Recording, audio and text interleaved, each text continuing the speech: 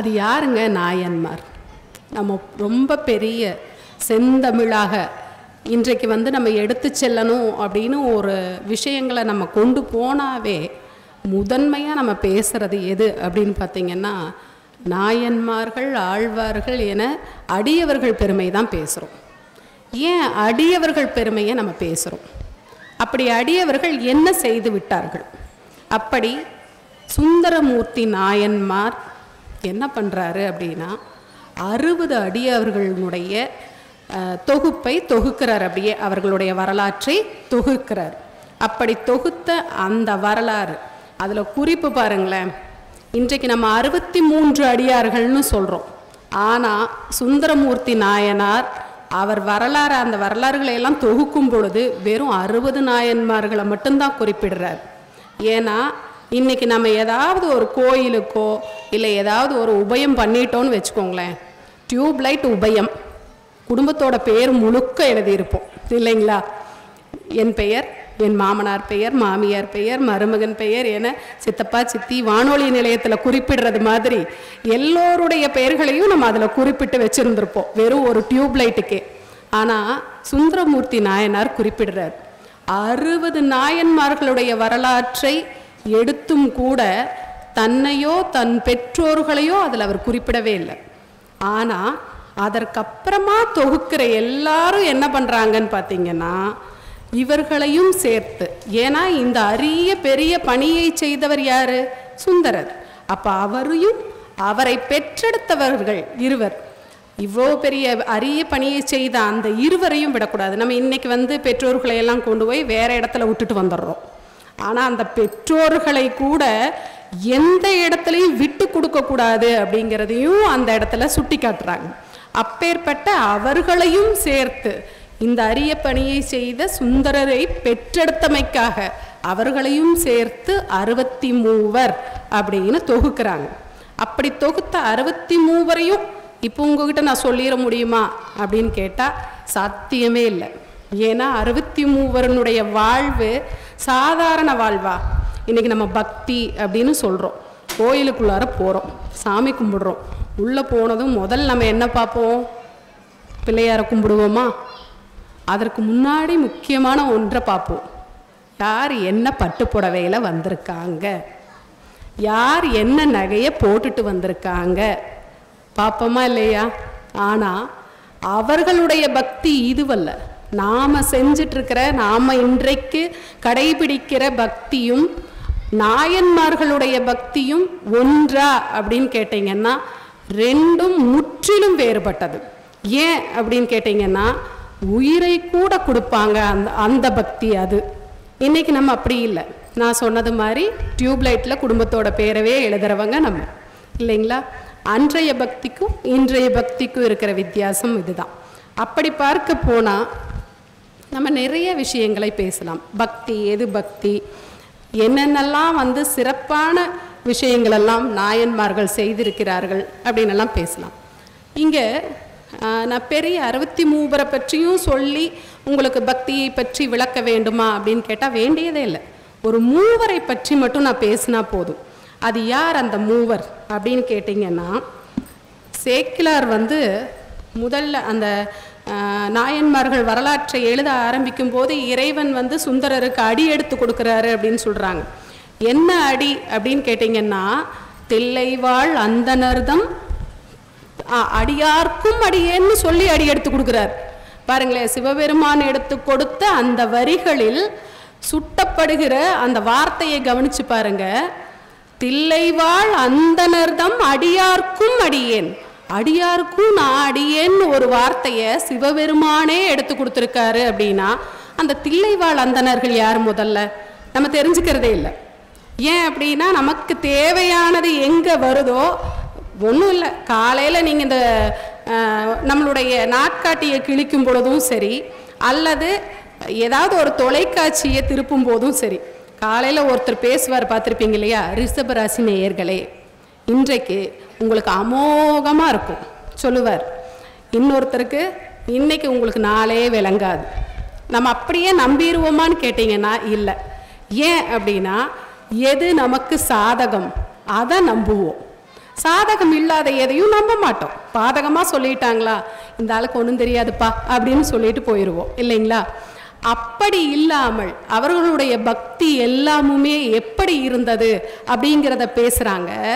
அத்தனை பக்தியுமே மெய் அடியார்கள்னு அவர்களை சொல்றதுக்கு காரணமாக அமைந்தது அதுதான், அந்த பக்தி தான். அப்படி என்ன அவங்கெல்லாம் செஞ்சிட்டாங்க அப்படின்னு பார்த்தீங்கன்னா, மூவருடைய வரலாறை பற்றி பேசலாம். அந்த மூவர் யார், இந்த தில்லைவாழ் அந்தணர்கள் யார், இந்த இரண்டையும் நம்ம தெரிஞ்சுக்கிட்டோம் அப்படின்னு சொன்னாவே நிச்சயமாக 63 பக்தியும் எப்படி இருந்திருக்கும் அப்படின்னு நம்ம ஒரு அனுமானத்துக்கு வந்துடலாம். யார் அந்த தில்லைவாழ் அந்தணர்கள் அப்படின்னு பார்த்தீங்கன்னா, அவர்கள் 3000 பேர் அப்படின்னு சொல்கிறாங்க. அந்த 3000 பேர், இதில் இன்னொரு விஷயமும் இருக்குது. என்ன அப்படின்னா, இந்த 3000 பேர்னு சொல்கிறாங்க, பிள்ளைக்கறி சமைச்சு கொடுத்தாங்க, கண்ணை நோண்டி எடுத்து வச்சாரு, இப்படி எல்லாம் நம்ம சொல்லுவோம். மனசுலேயே கோயில் கட்டினாராமா, அந்த கோயிலுக்கு இறைவன் வந்துட்டாராமா, பூசலாருடைய கோயிலுக்கு. இப்படியெல்லாம் சொல்லும்போது நிறைய பேர் என்ன பேசுவாங்க அப்படின்னு கேட்டிங்கன்னா, இதெல்லாம் சாத்தியமா, சும்மா இதெல்லாம் பொய் பேசுகிறாங்க, இதெல்லாம் நம்புற மாதிரியா இருக்குது, இப்படியெல்லாம் நடந்திருக்குமா அப்படின்னு ஒரு புறம் பேசுறதுக்கான வாய்ப்புகள் இருக்குது. அதுவும் அப்படியும் ஒரு சாரார் இருப்பாங்க நிச்சயமாக, இல்லைங்களா? இதையெல்லாம் நம் முன்னோர்கள் சொன்னதற்கான காரணமும் ஒன்று இருந்திருக்கு. அதை நம்ம நம்பினா போதும் இல்லைங்களா? என்ன அப்படின்னு கேட்டிங்கன்னா, எது பக்தின்னு தெரிஞ்சுக்கிறதுக்காகவும் அதில் சொல்லப்பட்டிருக்கக்கூடிய உண்மை மெய் கருத்துக்கள் எது அப்படிங்கிறதையும் நம்ம தெரிஞ்சுக்கிட்டா போதும். அன்பே சிவம், அன்பே சிவம், அது மட்டும்தாங்க, அது மட்டும்தாங்க எல்லா இடங்கள்லையும் சொல்லப்பட்டிருக்கு. அதை நல்லா நீங்கள் கவனித்து பார்த்தீங்கன்னா எல்லா வரலாறுகள்லையும் 63 நாயன்மார்கள் வரலாறுலையும் உங்களுக்கு அது தெரிய வரும்.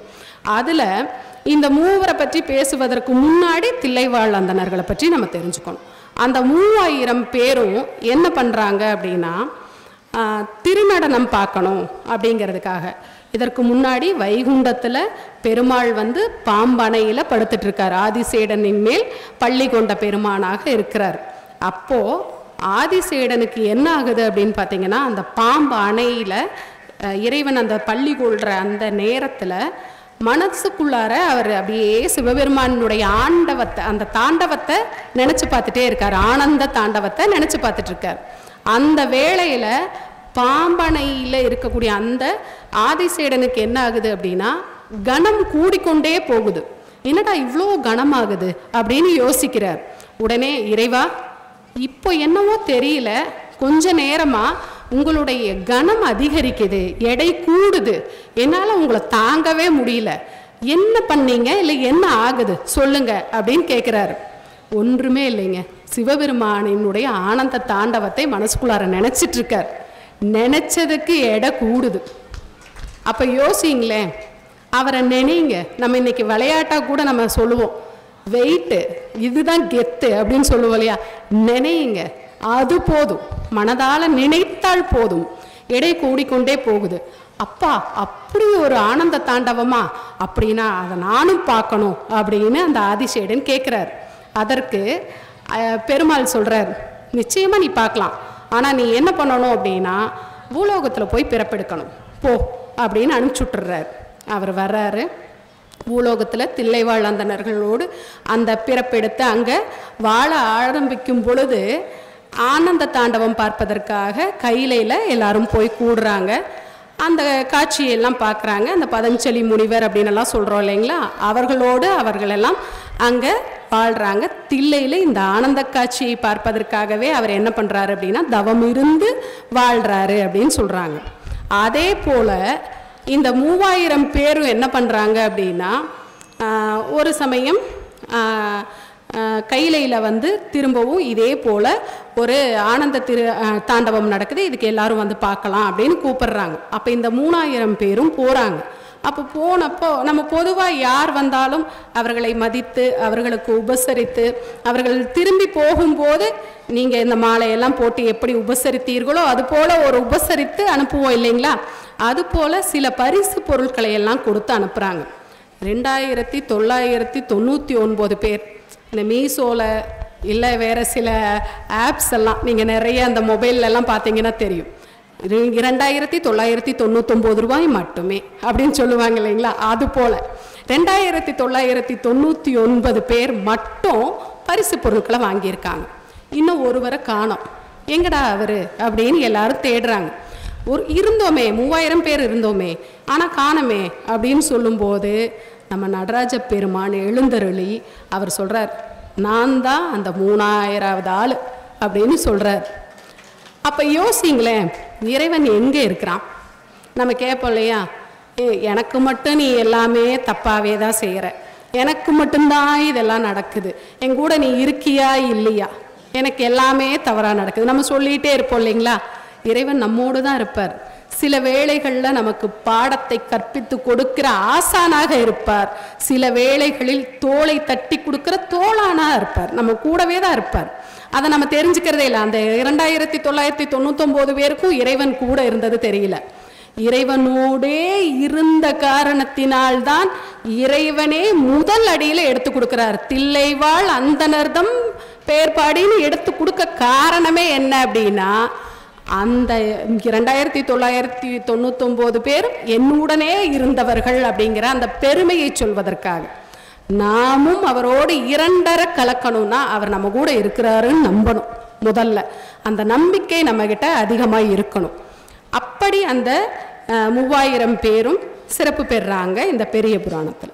அடுத்ததாக பார்த்தீங்க அப்படின்னா, இந்த 3000 பேரை தவிர முக்கியமானவர்கள் யார் யார் அப்படின்னா நிறைய பேர். அதில் இருக்கிற பெரும்பாலானவர்களுடைய கதைகளை நீங்கள் கேட்டிருந்திருப்பீங்க. பூசலார் கதை, இது போன்ற கதைகளை எல்லாம் நீங்கள் கேட்டிருந்திருப்பீங்க இல்லைங்களா. ஆனால் நீங்கள் கேட்டிருந்த கதைகளிலுமே முக்கியமான 3 கதை, அந்த 3 கதையும் பக்தியின் பிரவாகம் எப்படிப்பட்டதுன்னு சொல்லக்கூடிய கதை அந்த கதை. அந்த 3ஐயும் நீங்கள் தெரிஞ்சுக்கணும். என்னால் இன்றைய இந்த நிகழ்வில் எல்லோருக்கும் அந்த 3 கதையையும் சொல்வது எனக்கு கிடைச்ச பாக்கியமாக நான் கருதுகிறேன் இந்த வேளையில். அந்த 3 கதை எது அப்படின்னு பார்த்தீங்கன்னா, வாளால் மகவறிந்து ஊட்டவள்ளே நல்லன், இந்த கதை உங்களுக்கு தெரிஞ்சிருக்கும். மாது சொன்ன சூளால் இளமை துறக்கவள்ளே நல்லன், தொண்டு செய்து நாளாரில் கண்ணகழ்ந்து அப்பவல்லே நல்லன், நானினி சென்று ஆளாவது எப்படியோ திருக்காலத்தி அப்பனுக்கே அப்படின்னு பட்டினத்தார் பாடி இருக்காரு இந்த 3 பற்றியும். பட்டினத்தார் எப்பேற்பட்ட அடியார், அவர் பாடி இருக்காரு இந்த 3 பற்றியும். வேற எந்த பக்தியும் உங்களுக்கு சான்றா நான் சொல்லணும்னு இல்லை. இந்த பக்திக்கு மேலே ஒரு பக்தியை செலுத்தி விட முடியுமா அப்படின்னு கேட்குறாரு பட்டினத்தார். அது என்ன அப்படின்னு கேட்டிங்கன்னா, சோழ நாட்டில் திருச்செங்காட்டங்குடி அப்படிங்கிற இடத்துல திருத்தொண்டர் அப்படிங்கிறவர் வாழ்கிறார். அவர் யார் அப்படின்னு பார்த்தீங்கன்னா, அவருடைய மனைவி திருவெண்காட்டு நங்கை அப்படிங்கிறவங்க. அவங்களுடைய இயற்பெயர் என்ன, இவரை எப்படி நம்ம அறிந்து கொண்டிருக்கிறோம், நமக்கு எப்படி தெரியும் அப்படின்னு கேட்டிங்கன்னா, பரஞ்சோதியார் கேள்விப்பட்டிருப்பீங்க இல்லைங்களா. அவர் தான். அவர் நரசிம்ம பல்லவன் கிட்ட சேனாதிபதியாக, அந்த படையில் தளபதியாக இருந்து அந்த படைகளிலெல்லாம் பெரும் வெற்றியை தேடி கொடுக்குறார். அப்போ மன்னனுக்கு இந்த அடியார் செய்யக்கூடிய பெரிய பணி என்ன அப்படின்னு கேட்டிங்கன்னா, எந்த அடியாருக்கும் உணவில்லை அப்படிங்கிற அந்த ஒரு வார்த்தை கேட்டக்கூடாது, இவரால் பொறுக்க முடியாது. நம்மளாம் இன்றைக்கெல்லாம் யாராவது ஒருவர் உணவுக்கு அப்படின்னு வந்துடுவாங்களோ, முதலே டம்ளரில் அளந்து போடுற கணக்குக்கு வந்துட்டோம். முதலெல்லாம் படியில் அளந்து போட்டோம் இல்லைங்களா. ஒரு படி சோறு போடு, ஒரு படி பொங்கி வை, யாரோ ஒருத்தர் வருவாங்க, காக்காக்காவது கொஞ்சம் வச்சோம். இன்றைக்கி அதுவும் இல்லை, ஒரு டம்ளரில் சோறை போட ஆரம்பிச்சிட்டோம், அரிசியை போடு அப்படின்னு சொல்ல ஆரம்பிச்சிட்டோம். இன்றைக்கி அவர் என்ன பண்ணுவார் அப்படின்னு கேட்டிங்கன்னா, அவருடைய காலகட்டத்தில் ஏதாவது ஒரு அடியவருக்கு உணவு கொடுக்காம அவருக்கு அந்த நாள் நிறைவு பெறாது. அப்படி இருக்கிற சூழலில் அவர் எல்லா பக்கமும் தேடி வீதிகள்லாம் போய் தெருக்கள்லாம் அலைஞ்சு ஒரு அடியவரை பிடிச்சிட்டு சாப்பிட வச்சிருவார். அது அவருடைய பழக்கம். இறைவன் அன்னைக்குன்னு பார்த்து திருவிளையாடலை நகர்த்துறார். என்ன அப்படின்னு கேட்டிங்கன்னா, அவர் எப்படி வர்றார் அப்படின்னா, ஒரு கரிய உடையை அணிந்து கொண்டு வர்றார். வீட்டுக்கு அம்மா எனக்கு பசிக்குது, நான் சிறுத்தொண்டரையும் பார்த்துட்டு போகணும் அப்படின்னு சொல்கிறார். அதுக்கு அந்த அம்மா வெளியே வராங்க. வெளியே வந்துட்டு சொல்கிறாங்க அந்த நங்கையார், ஐயா உள்ளே வாங்க, உணவருந்து விட்டு போகலாம், நான் அமுது படைச்சிடுறேன், இப்போவே படைச்சிருவேன், வாங்க, அடியவர் யாராவது இருப்பாங்களான்னு தேடுவதற்காக தான் என்னுடைய கணவர் போயிருக்காரு, நீங்கள் வந்து அமருங்கள், அதுக்குள்ளார அவர் வந்துடுவார். அவங்கக்கிட்ட எவ்வளோ பெரிய ஒரு கண்ணியம் பாருங்களேன். வீட்டில் ஆண் இல்லை என்பதால் நான் உள்ளே வரமாட்டேன்னு சொன்னாராமா இறைவன். ஆண் இல்லைங்க அங்கே, நான் உள்ளே வரமாட்டேன் அப்படின்னு இறைவன் சொல்கிறார். நான் போயிட்டு அப்புறமா வரேன், அங்கே ஒரு ஆத்தி மரம் இருக்குது, அந்த மரத்தினடி நிழலில் போய் நான் உட்கார்றேன், உன் கணவர் வந்ததும் ஓடி வந்து என்னை கூப்பிட்டுரு, நான் ஓடி வந்துடுறேன் அப்படின்னு இறைவன் சொல்கிறார். இறைவன் அப்படிங்கிறது அவங்களுக்கு தெரியாது, அவங்க ஒரு அடியாராக மட்டும் பார்க்குறாங்க. சரி அப்படின்ட்டு இறைவன் போய் அங்கே அமர்ந்துடுறாரு. அப்புறமா சிறு தொண்டர் போனவர் காணோம், எந்த அடியாரையும் கண்டுபிடிக்க முடியல, எல்லா இடங்கள்லையும் தேடின, எங்கேயுமே அடியார் இல்லைன்னு சொல்லி திரும்பி வர்றார். திரும்பி வந்த அவர் வீட்டுக்கு போகிறாரு. வீட்டில் போய், அம்மா இன்னைக்கு நம்மளால் இந்த சேவையை செய்ய முடியாமல் போச்சே, நம்ம பெரிய பாவத்துக்கு ஆளாகிட்டோமே அப்படின்னு வருந்துறார். அப்போ அவங்க மனைவி சொல்கிறாங்க, இல்லைங்க, இன்றைக்கி ஒரு அடியவர் வந்திருக்கார், அவர் அங்கே பொறுமையாக நான் அங்கே காத்திருக்கிறேன், நீங்கள் வந்ததும் எனக்கு உணவு கொடுங்க அப்படின்னு சொல்லியிருக்காரு. சரி, ஓகே, அப்போ நம்ம என்ன பண்ணலாம், போய் அவங்கள கூப்பிட்டு வரலாம் அப்படின்னு போகிறாங்க. அப்படி போய் இருவரும் அழைக்கிறாங்க. சரி வருகிறேன் அப்படின்னு வர்றாரு. ஆனால் வருவதற்கு முன்னாடியே பாருங்களேன், நம்ம சொந்தக்காரங்கள்லாம் ஒரு கண்டிஷனோடு வருவாங்க தெரியுங்களா, எனக்கு வந்து நாட்டுக்கோழி சூப்பு தான் வேணும், இல்லை மட்டன் சுக்கா தான் வேணும், இல்லை அதுதான் வேணும் இதுதான் வேணும்னு கண்டிஷன் போட்டுட்டு தான் வருவாங்க. இன்றைக்கி குழந்தைகளையெல்லாம் கேட்டிங்கன்னா பீஸா பர்கர் இல்லாமல் சாப்பிடவே மாட்டோம்னு சொல்லிட்டு தான் வருவாங்க வரும்போதே, விருந்தினர்களாக வரும் பொழுது. ஆனால் இறைவனும் அப்படி ஒரு கட்டளையோடு தான் வர்றார். என்ன கட்டளை அப்படின்னு கேட்டிங்கன்னா, கணவன் மனைவி இருவருமே இருக்கணும், ஒன்று, 2 பேரும் சேர்ந்து தான் எனக்கு அமுது படைக்கணும். அது எப்பொழுதுமே பார்த்தீங்க அப்படின்னா சங்க இலக்கியத்திலையும் அந்த அறம் போற்றப்படுகிறது. என்ன அப்படின்னா, கணவனோடு மனைவி இருந்து உணவு கொடுப்பது அப்படிங்கிறத வந்து அறமாக பார்த்தாங்க நம்ம முன்னோர்களெல்லாம். சிலப்பதிகாரத்தில் கண்ணகி கூட சொல்லுவா, எனக்கு அந்த அறம் செய்வதற்கான வாய்ப்பை நான் தவற விட்டதுக்கு காரணமே நீதான் அப்படின்னு கோவலனை பார்த்து அவள் ஒரு இடத்துல கேள்வி கேட்பான். நம்ம நினச்சிட்ருக்கோம் கண்ணகி வந்து பேசவே இல்லை, அமைதியாக இருந்திருக்கா அப்படின்னு. நம்மெல்லாம் இன்றைக்கி செய்கிறோம் இல்லைங்களா, சாப்பாடு போடும்போது திட்டுவோம் தெரியுங்களா, சாப்பாடு வைப்போம், வைக்கும்போது உங்கள் அம்மா என்னத்தை பண்ணுனா சும்மா பேசிகிட்டே இருக்கா, திட்டுவோம் இல்லைங்களா. அதே மாதிரி கண்ணகி பேசியிருக்கா அவள். ஆனால் இங்கே பேசுனதை, மன்னன்கிட்ட தாமதமாக பேசினதை முதலே கோவலன்கிட்ட பேசியிருந்தா அப்படின்னு சொன்னால் அவளுடைய வாழ்க்கை செம்மையாக அமைந்திருக்கும் அப்படின்னு சொல்லலாம். அதுபோல் கணவன் மனைவியாக இருந்து உணவு படைக்கணும் அப்படின்னு கேட்குறாரு. 2வது, நான் வந்து நரம் தான், மாமிசம் தான் சாப்பிடுவேன் அப்படின்னு சொல்கிறாரு. அது என்ன அப்படின்னா, நரப்பசு தான் வேணும் அப்படின்னு சொல்கிறாரு. அது என்னப்பா, அது என்னன்னு சொல்லுங்க, நாங்கள் சமைச்சிட்றோம் அப்படின்னு கேட்குறாங்க. 5 வயது பாலகன் தான் வேண்டும், அவனை தாய்மடியில் படுக்க வைத்து தந்தை அறிந்து அமுது சமைத்து கொடுக்க வேண்டும். எந்த அம்மாக்காவது எந்த அப்பாக்காவது மனசு வருமா? ஆனால் இந்த சிவனடியாரை இன்றைக்கு உணவு கொடுக்காம அமுது கொடுக்காம அனுப்பிச்சோம் அப்படின்னு சொன்னால் நம்ம பெரிய பாவத்துக்கு ஆளாயிருவோம். இதை எங்காவது கேட்கலாமா பக்கத்து வீட்டில் அப்படின்னா, காயா கறியா கடன் கேட்பது 5 வயது பிள்ளை, அதை கொடு நான் சமைச்சுக்கிறேன்னு கேட்கணும் இல்லைங்களா. யாராவது கொடுப்போமா? சரி, யாரும் கொடுக்க மாட்டாங்க. நம் பிள்ளையை நாமளே கறி சமைத்து அமுது சமைத்து கொடுத்துருவோம் அப்படின்னு இருவரும் முடிவு பண்ணுறாங்க.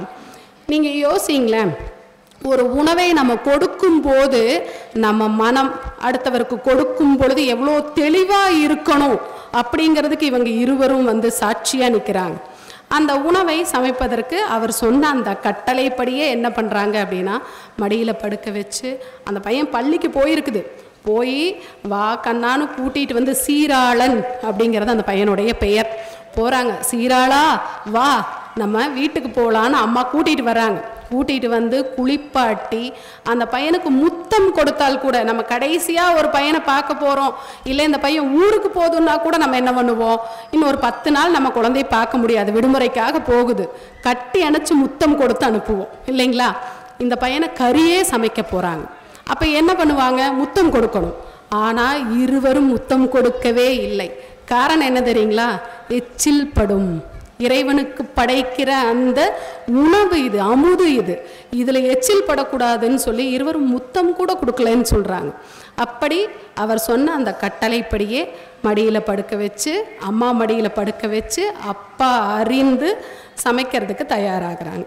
அப்போ அவங்களுடைய வேலையாள் ஒரு அம்மா இருக்காங்க. அவங்க என்ன பண்ணுறாங்க அப்படின்னா, சரி உங்கள் கூடவே இருந்து உணவு சமைக்க நான் உதவுறேன். ஏன்னா நீங்கள் யோசிச்சு பாருங்கள், என்னதான் இருந்தாலும் ஒரு அம்மாவுக்கு ஒரு துளியாவது மனசில் சங்கடம் வந்துடும். அதனால் அந்த அம்மா நான் கூட இருக்கேன், நீங்கள் தைரியமாக இருங்க அப்படின்னு சொல்கிறாங்க. சொல்லி கூட இருக்காங்க.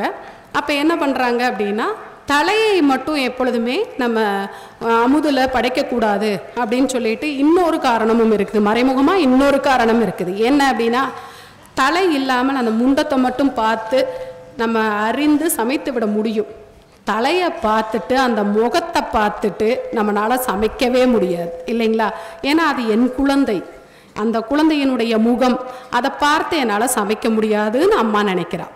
அதனால் இவங்க என்ன பண்ணுறாங்க, அந்த தலையை கொள்ளையில் இருக்கக்கூடிய ஒரு இடத்துல போய் அதை புதைத்து வைத்து விடு அப்படின்னு அந்த வேலைக்கார பெண்மணிக்கிட்ட கொடுக்குறாங்க.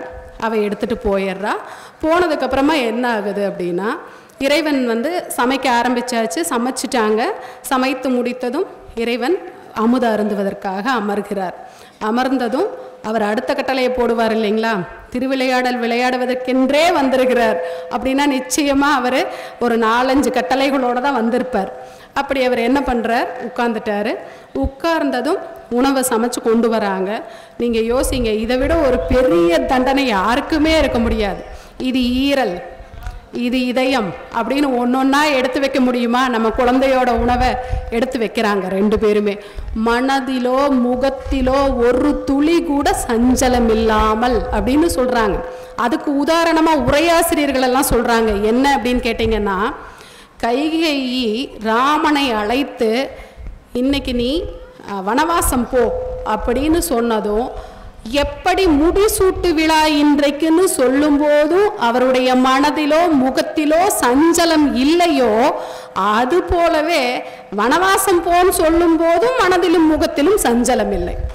இதே மாதிரியே இருக்குது இந்த நிகழ்வு அப்படின்னு உரையாசிரியர்கள் சொல்றாங்க. அப்ப யோசிங்களேன், உணவு படைக்கும் பொழுது நம்ம நினைப்போம், இந்த ப்ரைஸ் டேக் அப்படின்னு நம்ம சொல்லுவோம் இல்லைங்களா, சிலரையெல்லாம் நம்ம அந்த பேரவே வச்சு அழைப்போம். காரணம் என்னன்னா, குழந்தைங்க ஏதாவது வீட்டுக்குள்ளார விளையாடுதுன்னு வச்சுக்கோங்களேன், ஐயோ அதை தொடாத 10,000, ஐயோ இது தொட்டுறாத உடைச்சிடாத, ஐயோ அது 5,000, இது 2,000 அப்படின்னு அந்த விலையை நம்ம சொல்லிகிட்டே இருப்போம். நமக்கு அது அதோட மதிப்பு தான் நமக்கு பெரியதாக இருக்கும் இல்லைங்களா? அப்படி நம்ம அதை பெரியதாக நினைப்போம். ஆனால் இவங்கெல்லாம் நினைச்சது எது பெரியது அப்படின்னு பாருங்களேன், பக்தி. அந்த பக்திக்காக எதை வேண்டுமானாலும் கொடுக்கிற, நம்ம ஐயோ விலை விலை விலைன்னு நினைக்கிறோம், இவங்க எந்த விலையை வேண்டுமானாலும் கொடுக்க தயாராக இருந்தவர்கள் அப்படிங்கிறத நம்ம பார்க்குறோம். அப்புறம் அந்த உணவை படைக்கிறாங்க. அப்படி படைக்கும் பொழுது இறைவன் என்ன பண்ணுறாரு, எடுக்கலான்னு போகிறாரு, ஆனால் தொடலை. உடனே சொல்கிறாரு அடுத்த கட்டளை, ஐயோ நான் தனியாக சாப்பிட மாட்டேனேப்பா, வேற ஏதாவது அடியார் இருந்தால் கூட்டிகிட்டு வரையா அப்படின்னு கேட்குறாரு.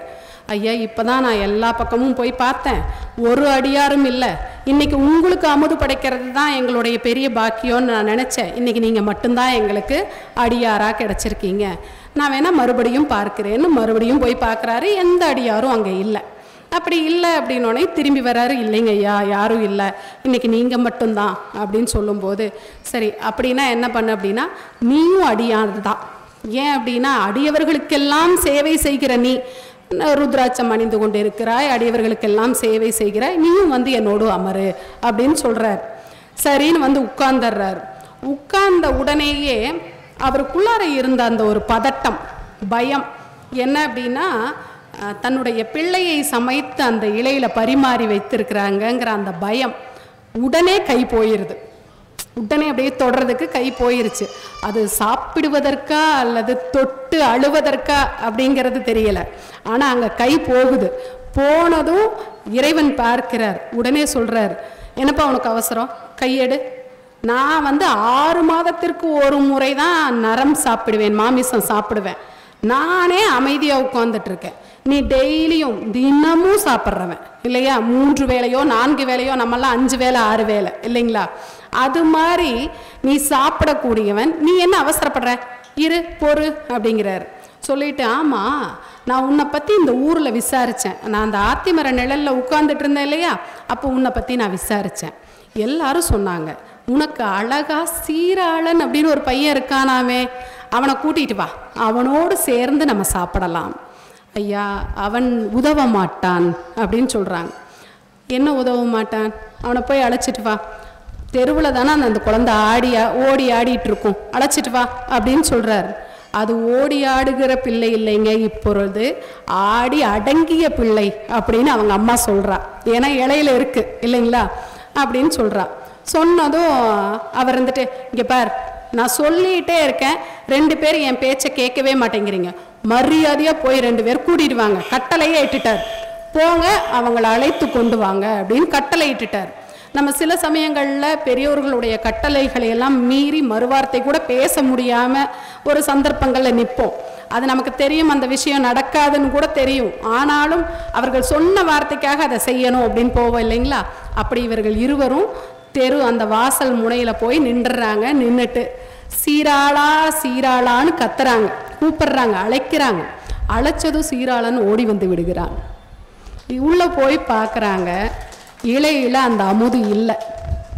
இறைவன் சொல்றார், எனக்காக எதையும் தர துணிந்த உங்கள் பக்தி நீடூழி வாழ்க, இந்த உலகம் இருக்கும் வரையும் புகழ் பேசப்படும்னு சொல்றார். நம்ம இன்னைக்கு கோயிலுக்குள்ளார போகும்போது யாவர்க்குமாம் ஒரு பச்சிலைன்னு சொல்லுவாங்க இல்லைங்களா. ஒரு பச்சிலையாவது உள்ள கொண்டு போகணும். நம்ம எதுவுமே கொண்டு போகிறதில்ல, கோயிலுக்குள்ளார போகும்போது எதுவுமே கொண்டு போகிறதில்ல. எப்படி வந்தோமே அப்படியே போகிறோன்னு கைதட்டியும் காமிச்சிட்டு வந்துடுறோம். எதெல்லாம் கோயிலுக்குள்ளார செய்யக்கூடாதோ அதையெல்லாம் செஞ்சுட்டு வந்துடுறோம். நிறைய கோயில்களில் நீங்கள் பார்த்துருப்பீங்க, திருநீர் கையில் அதிகமாக கொட்டிட்டா அதை எடுத்து ஒரு ஸ்வஸ்திக் போடுறது. அதற்காக பாடுபட்ட அந்த அறங்காவல் துறையினருக்கு தெரியும், இந்த கோயிலை சுத்தமாக வைத்திருக்கக்கூடிய பணியாளர்களுக்கு தெரியும் என்னென்னலாம் பண்ணுறோம் அப்படின்னு.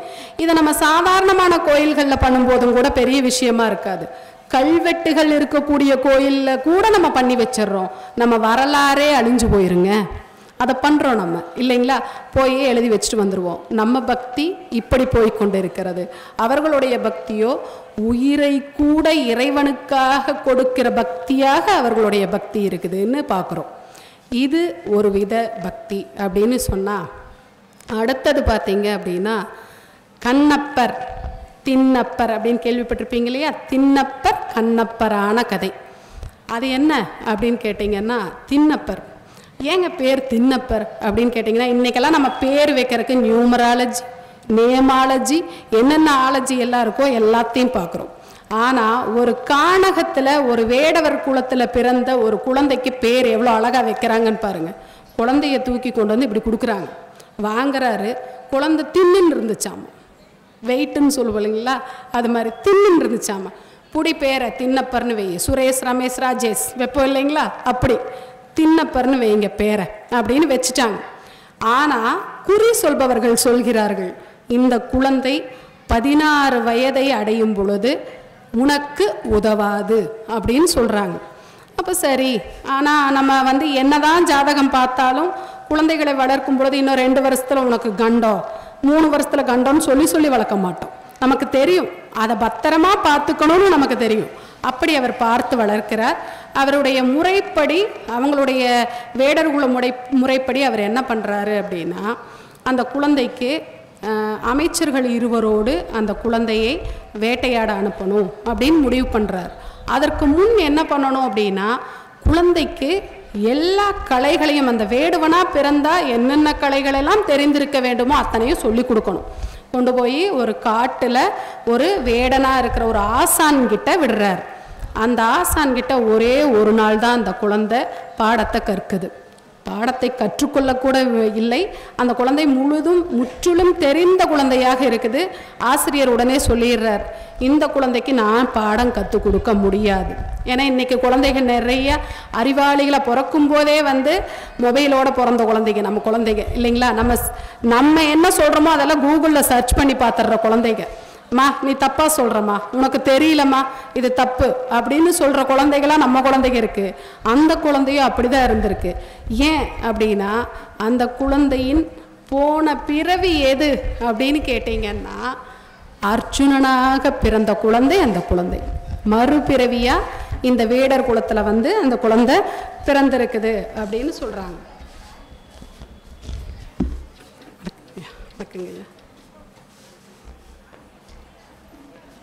அப்படி பிறந்த அந்த குழந்தையை என்ன பண்றாங்க அப்படின்னா, அந்த ஆசான் இனி என்னால் இந்த குழந்தைக்கு பாடத்தை கற்பிக்க முடியாது அப்படின்னு அனுப்பி விடுறார். சரி, வீட்டுக்கு வரான். கொஞ்ச நாள் ஆகுது, 16 வயது ஆகுது. 16 வயது ஆனதும் அந்த குழந்தைக்கு இளவரசு பட்டம் சூட்டி அந்த குழந்தைய என்ன பண்ணுறாங்க அப்படின்னா, கன்னி வேட்டை அப்படின்னு ஒரு வேட்டைக்கு அந்த 16 வயதில் அவங்க அனுப்பணும். ராஜா இல்லைங்களா, அதனால் அனுப்பணும். போகிறாங்க. போகும் பொழுது காடு முழுக்க தொலாவிட்டாங்க. அடுத்த காட்டுக்கு கூட போயிட்டாங்க. அந்த காட்டில் ஒரே ஒரு பன்றி கிடைக்குது. அந்த பன்றியை எப்படியோ கொன்று பிடித்து விடுகிறார்கள், வேட்டையாடிடுறாங்க. அதற்கப்புறமா என்ன பண்ணுறாங்க அப்படின்னா, அந்த பன்றியை சமைத்து சாப்பிடலாம் அப்படின்னு ஒரு அமைச்சரும், இல்லை இல்லை முதல்ல அப்பா எப்போ இந்த வேட்டைக்கு வந்தாலும் மேலே இருக்கிற சாமியோட பேரை பாருங்களேன், குடுமிச்சாமி. நம்ம சிவபெருமானை அவர் என்ன நினைக்கிறாரு அப்படின்னா, குடுமி மாதிரி இருக்கு இல்லையா, அதனால குடுமிச்சாமி அப்படின்னு சொல்கிறார். குடுமிச்சாமி மேலே இருக்காரு, அவரை போய் கும்பிட்டுட்டு வரணும் அப்படின்னு சொல்கிறார். சரி, நம்ம போய் கும்பிட்டுட்டு வரலாம் அப்படின்னு சொல்லி, அது ஒரு நல்வினை அப்படின்னு எடுத்துக்கலான்னு வச்சுக்கோங்களேன். ஏன்னா என்றைக்குமே நமக்கு வந்து ஒரு செயலை செய்ய போகும் பொழுது ரெண்டுமே தோணும். இதை செய்யலாம், இதை செய்யக்கூடாது அப்படின்னு தோணும். நம்ம மனசாட்சியை கேட்டு நடந்தோம்னா சரியானதாக இருக்கும். மூளை சொல்லும், இவன் நமக்கு என்னென்னலாம் பண்ணுனா, இவளுக்கு நம்ம இதைத்தான் செய்யணும் அப்படின்னு மூளை சொல்லும். ஏன்னா அதுக்கு தான் தெரியும் எதையெல்லாம் ஞாபகம் வச்சு பழி வாங்கணும்னு, இல்லைங்களா. அதை கேட்டோம் அப்படின்னா சரியான பாதைக்கு போக முடியாது. அன்று அவருக்கு மனது பேசுது, இன்னைக்கு நிச்சயமா நீ மேலே மலை கோயிலுக்கு போகணும் அப்படின்னு சொல்லுது. அந்த அமைச்சர்களோடு அவர் மேலே ஏறிடுறார். அப்படி மேலே ஏறி போகும் பொழுதே அவருடைய மனசு சொல்லுது, எனக்கு அப்படியே மனசு லேசாகுது, என்னுடைய எடையெல்லாம் குறையுது, நான் பறக்கிற மாதிரி இருக்கிறேன் அப்படின்னு சொல்கிறார். திண்ணப்பர் சொல்லிட்டு இருக்கார். அமைச்சர் கேட்டுட்டு சொல்கிறார், அப்படியா, எனக்கு அப்படி ஒன்றும் தெரியலையே, சரி போகலாம், மேலே போகலாம். மறுபடியும் மேலே போகிறாங்க. போகும்போது சொல்கிறார், எனக்கு என்னமோ இசை ஓசை எல்லாம் கேட்குது அப்படின்னு சொல்கிறார். அதுக்கு இவர் சொல்கிறார், எனக்கு ஒன்றுமே கேட்கல இளவரசே, நீங்கள் தான் என்னமோ சொல்லிகிட்டே போகிறீங்க. சரி போலவா.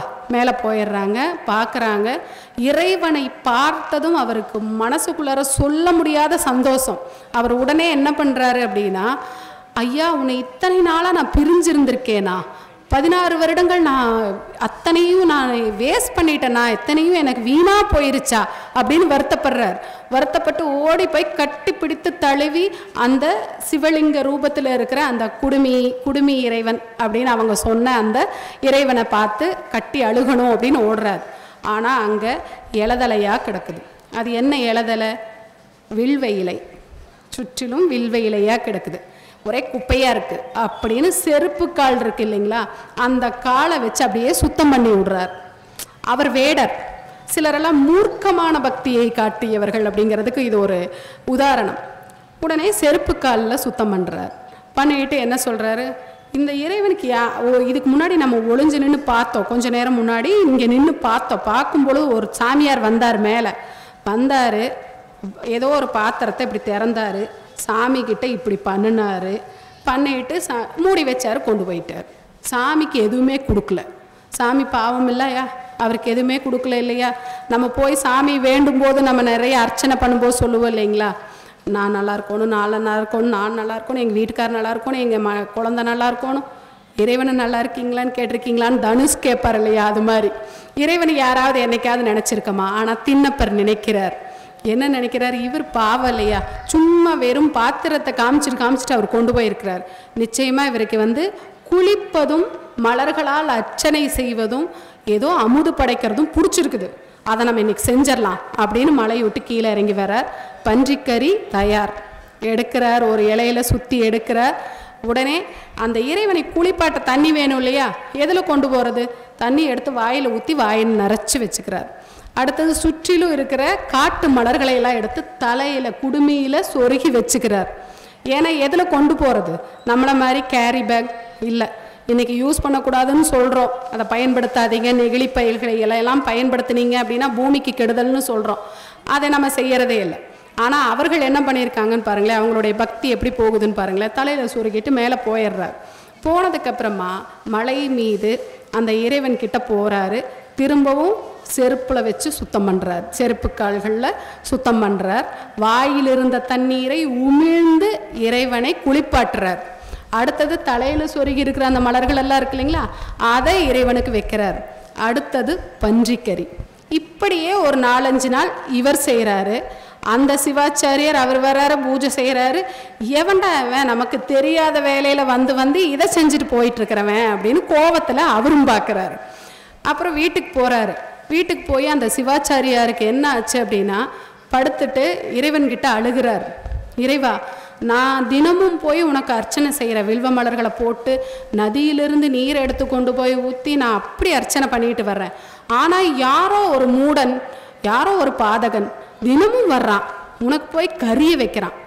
உனக்கு போய் கறியை வச்சுட்டான். அவன் கறியை மட்டுமா வச்சான், ஏதேதோ குப்பையாக மலர்களை எல்லாம் கொட்டி வச்சுட்டு போயிருக்கிறான், என்னமோ பண்ணி வச்சுட்டு போயிட்டே இருக்கான், யார் அவனே தெரியலையே அப்படின்னு அவர் வருத்தப்பட்டுட்டு அழுதுட்டு படுத்துட்ருக்கார். அன்று கனவில் சிவபெருமான் தோன்றி அவர்கிட்ட சொல்கிறார், டேய் தம்பி, நீ நினச்சிட்ருக்கிற மாதிரி அந்த பயலை நீ மூடன்னு சொல்லாத, அவனுடைய பக்தி எப்பேற்பட்டதுன்னு பாரு. இன்னைக்கு நீ நாளை காலையில் நீ வா, ஆனால் நீ பூஜை செய்யாத, ஒதுங்கி பின்னின்று பார் அப்படின்னு சொல்கிறார். சரி அப்படின்னு பின்னின்று பார்க்கலாம் அப்படின்னு அடுத்த நாள் அவர் போகிறார். போகும் பொழுது இறைவனுடைய வலது கண்ணில் இருந்து இவரும் வந்துட்டார், திருத்தொண்டரும் மேலே வந்துட்டார் மலைக்கு. மன்னிக்கவும், இவரும் திண்ணப்பரும் மேலே வந்துட்டார். வந்ததுக்கப்புறமா என்னாச்சு அப்படின்னா, கண்ணில் வலது கண்ணில் இருந்து ரத்தமாக வடிஞ்சிட்ருக்குது. இறைவனுடைய அந்த திருமேனியில் வலது கண்ணில் இருந்து ரத்தமாக வடிந்து கொண்டு இருக்கிறது. இதை பார்த்ததும் நம்ம என்னன்னு நினைப்போம், குங்குமமா வேறு ஏதாவதா யோசிப்போம் இல்லைங்களா? யோசிக்கவே இல்லை. துணியை வச்சு துடைக்கிறார், அதை பண்ணுறார், இதை பண்ணுறாரு, பக்கத்தில் இருக்கிற மூலிகைகளை எல்லாம் கசக்கி அதில் வச்சு பார்க்குறார். என்ன பண்ணியும் அந்த ரத்தம் நிற்கவே இல்லை. குருதி ஆறு மாதிரி அப்படியே வந்து கொண்டே இருக்கிறது. ஐயோ இறைவா, உன் கண்ணிலேருந்து ரத்தம் வருதே, என்னால் உன்னை இப்படி பார்க்க முடியலையேன்னு சொல்லி உடனே கண்ணை தோண்டி அந்த கண்ணை இடத்துல வச்சிடுறார். அந்த காலியாக இருந்தால் அந்த ரத்தம் வழிந்த அந்த இடத்துல தன்னுடைய கண்ணை வைத்து விடுகிறார். இன்றைக்கு நம்ம பக்தி செய்வதற்கு எதையோ எல்லாம் யோசிக்கிறோம். இதை செய்யணுமா வேண்டாமா, இவ்வளோ பணம் கொடுக்கணுமா யோசிக்கிறோம் இல்லைங்களா? ஆனால் கண்ணை தோண்டி அந்த இடத்துல வைக்கிறார் அவர். வச்சதும் நம்ம இறைவன் சும்மா இருப்பாரா? அடுத்த திருவிளையாடல், இன்னொரு கண்ணில் இருந்தும் ரத்தம் வர ஆரம்பிக்குது. உடனே என்ன பண்ணுறாரு, அந்த கண்ணையும் தோண்டி வச்சிட்டோம் அப்படின்னு சொன்னால் கண்ணை தோண்டினதுக்கப்புறமா பார்வை இருக்காது, 2 கண்ணும் போயிடும். இப்போ எந்த இடத்துல அந்த கண்ணை வைக்கிறதுன்னு பிரச்சனையாயிரும், தெரியாது, தடுமாற வேண்டிய சூழல் வரும். அடையாளம் தெரியணும் இல்லைங்களா? அந்த செருப்பு காலை தூக்கி நெற்றியில் வச்சு அடையாளத்துக்கு வச்சு நின்றுட்டு அடுத்த கண்ணையும் தோண்ட போகும் பொழுது அங்கே நம்ம உமையம்மை அம்மையார் அம்மா வர்றாங்க. எப்படி அப்படின்னு கேட்டிங்கன்னா, வளையணிந்த அந்த கரம் வந்து அந்த கையை பிடிக்குதாமா. இதை எப்படி சொல்கிறார்கள் உரையாசிரியர்கள்னு பாருங்களேன். அப்பா கொஞ்சமாவது தாமதமாக வரலாம், ஆனால் அம்மா தாமதமாக வரவே மாட்டா.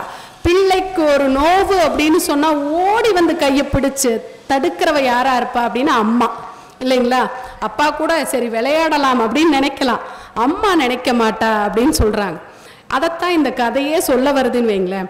அப்போ அந்த கையை பிடிக்குது அந்த கரம், பிடித்து சொல்லுது, நீ இதை செய்யக்கூடாது அப்படின்னு சொல்லி.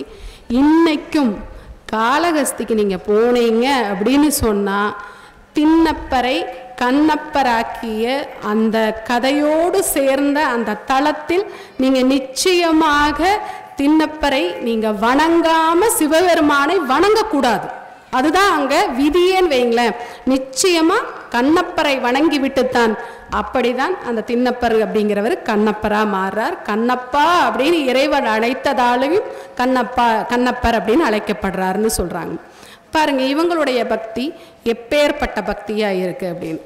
இன்றைக்கெல்லாம் நம்மளுடைய பக்தியை பற்றி பேசும் பொழுது இந்த நாயன்மார்களையோ ஆழ்வார்களையோ அல்லது பெரிய தொகையடியார்கள் தனியடியார்கள்னு நம்ம பிரித்து நிறைய நமக்கு சொல்லி கொடுத்துருக்காங்க. இதையெல்லாம் படிச்சிருக்கோமா அப்படின்னு கேட்டால் படிப்பதற்கான வாய்ப்பையும் நாம் தருவதில்லை. ஏன் அப்படின்னா, இதெல்லாம் சொல்லி கொடுத்து என்ன பண்ணுறோம், இது எதுக்கு சொல்லி கொடுக்கணும் இப்படிங்கிற சூழல் எனக்கு ஆயிடுச்சு. ஏன் அப்படின்னு கேட்டால், அவன் வாழ்க்கையில் போய் போராடுவதற்கு என்னென்ன வேணும், டெக்னிக்கலாக என்ன சொல்லிக் கொடுக்கணும், தொழில்நுட்பத்தை சொல்லிக் கொடு, கணக்கை சொல்லிக் கொடு, வாழ்க்கையில் போய் அவன் பிழைக்கிறதுக்கான வழியை சொல்லிக் கொடு. இதெல்லாம் தெரிஞ்சு என்ன பண்ண போகிறான்? வீட்டில் நம்ம இதெல்லாம் சொல்லி கொடுக்குறோமா அப்படின்னா இல்லை. பண்டைய காலங்கள்லாம் பார்த்திங்கன்னா இதையெல்லாம் வீட்டில் பாட்டி தாத்தா எல்லோரும் உட்காந்து பேரப்பிள்ளைகளுக்கு சொல்லி கொடுத்த காலம் உண்டு. அதை நம்ம இன்றைக்கி தவற விட்டுட்டு போகிறோமோ அப்படிங்கிற சூழல் இன்றைக்கி இருக்குது இல்லைங்களா?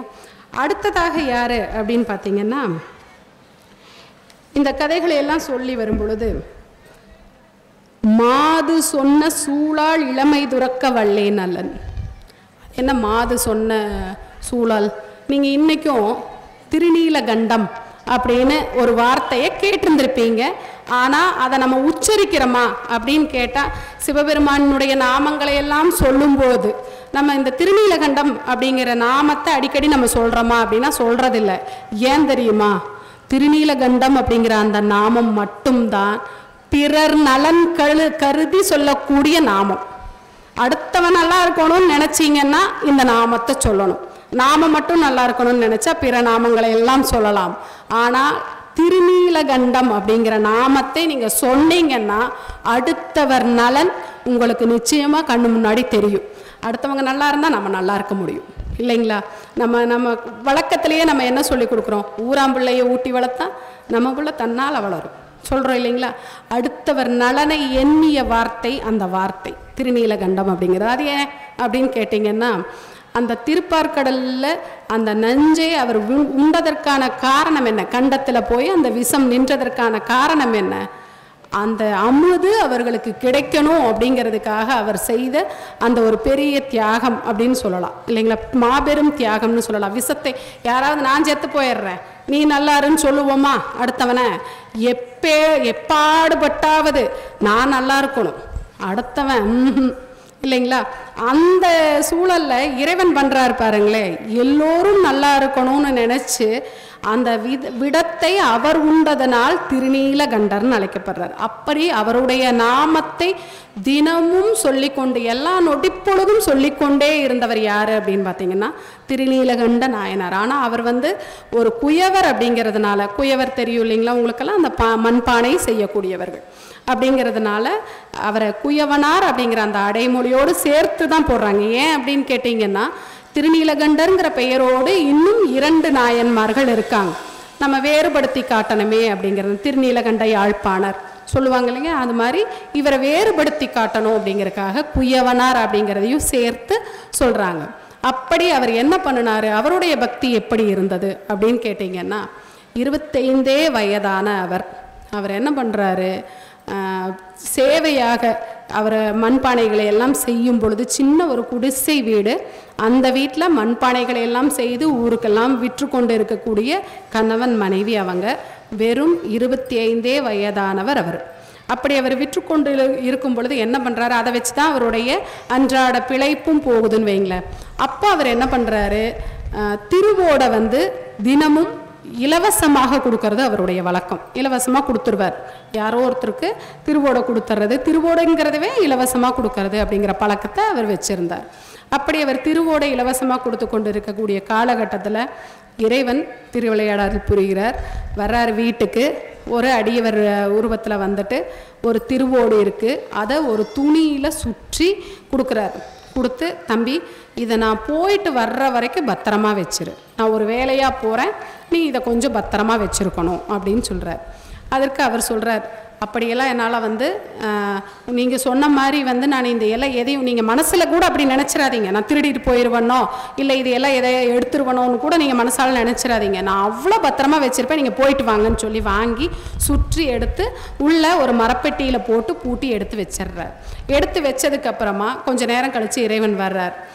சாமி அதை எடுத்து கொடு அப்படின்னு கேட்குறார். இவர் உள்ளே போகிறாரு, மரப்பெட்டியில் அந்த திருவோடை காணவில்லை. இறைவன் மாயமாக மறைய வச்சிடுறார். வச்சதும் இவர் என்ன பண்ணுறாரு, வர்றாரு, ஐயா இங்கே தான் நான் தான் பூட்டி வச்சேன், ஆனால் இப்போ இல்லை அப்படின்னு வருத்தப்பட்டு சொல்கிறார். அப்போ இல்லை நீ பொய் சொல்கிற, நீ பொய் சொல்லிட்ட அப்படின்னு சொல்கிறார். இல்லவே இல்லைங்க அப்படிங்கிறார்.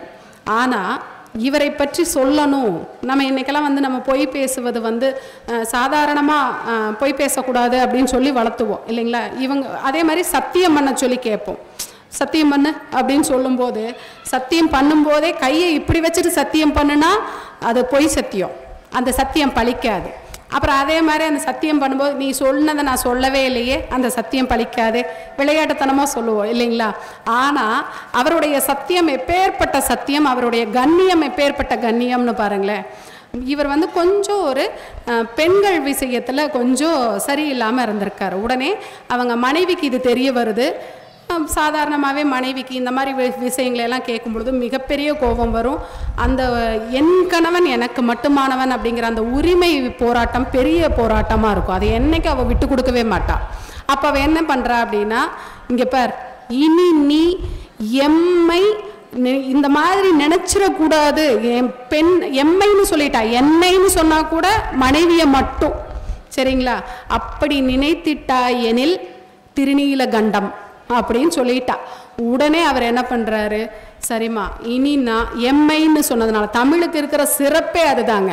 வார்த்தையை எந்த இடத்துல எப்படி பயன்படுத்தினாலும் எங்கே பயன்படுத்துகிறோமோ அதற்கு தக வளைந்து நெளிந்து கொடுக்கக்கூடிய சிறப்பு தமிழுக்கு மட்டும்தான் உண்டு.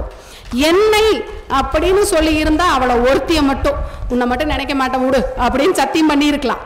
ஆனால் எம்மைன்னு அந்த அம்மா விவரமாக கேட்டிருக்குது பாருங்களேன். எம்மைன்னு சொன்னால் பெண் குலம் அத்தனையும் நீ நினச்சே வாக்கக்கூடாது. நினச்சி பார்த்தீங்கன்னா திருநீல கண்டம், சாபம் மாதிரின்னு வச்சுக்கலாம், இல்லை சத்தியமாகவும் வச்சுக்கலாம். அந்த அம்மா உடனே அதை கேட்டுருச்சு. இவரும் அந்த சத்தியத்தை பண்ணிடுறாரு. இனி நான் இந்த மாதிரி பெண் சார்ந்த எந்த விஷயங்களுக்கும் மாதுவை நினைந்து செல்ல மாட்டேன்னு சத்தியம் பண்ணிடுறார். 25 வயதில் அவர் பண்ணிய சத்தியம் அதுதான் அந்த திருவிளையாடலாக உருவெடுக்குது. இந்த திருவோட்டை கேட்குறாரு, அவர் வந்தாருன்னு சொன்ன இல்லைங்களா, வர்றாரு, திருவோட்டை கேட்குறாரு, இல்லைன்னு சொல்லிட்டாங்க. அவர் வந்து அங்கே தான் இருக்குதுன்னு சொல்கிறாரு. இல்லை, சத்தியமாக இங்கே தான் இருக்குது, நாங்கள் வயதானவங்க. 80 வயதில் வர்றார் இறைவன். அந்த 80 வயதுலேயும் அந்த சத்தியம் மாறாமல் வாழ்ந்துட்டுருக்காங்க 2 பேரும். அப்படி வரும்பொழுது என்ன ஆகுது அப்படின்னா, இறைவன் வந்து முடியாது, பெரியோர்கள் முன்னிலையில், இந்த மாதிரி இருக்கக்கூடிய பெரியவர்கள் முன்னிலையில் ஊர் பொது மன்றத்தில் நின்று நீ எனக்கு சத்தியம் பண்ணி கொடுக்கணும் வா அப்படின்னு மனைவியும் கணவனுமா தம்பதி சமேதராக கூட்டிகிட்டு போயிடுறார். போய் அங்கே என்ன பண்ணுறாரு, ஒரு குளம் இருக்குது. நம்ம சத்தியம் வாங்கும் பொழுது நிறைய சத்தியங்கள் வாங்குவதை நீங்கள் பார்த்துருந்துருப்பீங்க. சூடம் ஏற்றி சத்தியம் பண்ண அப்படின்னு சொல்லுவோம். நீரில் முழுகி சத்தியம் வாங்குவது அப்படிங்கிற ஒரு சத்தியமும் இருந்திருக்கு. அப்போ என்ன பண்ணுறாங்க, இவங்க இருவரையும் கையை இப்படி இணைந்து பிடித்து கொள்ள வேண்டும். பிடித்து கொண்டு இருவரும் மூங்கி எழுந்து, சத்தியமாக நாங்கள் அந்த திருவோட திருடலை, அதை நாங்கள் எதுவும் பண்ணலை, மறைக்கலை, ஒழிக்கலை, அது என்னாச்சுன்னு எங்களுக்கு தெரியலைன்னு அவங்க சொல்லணும்.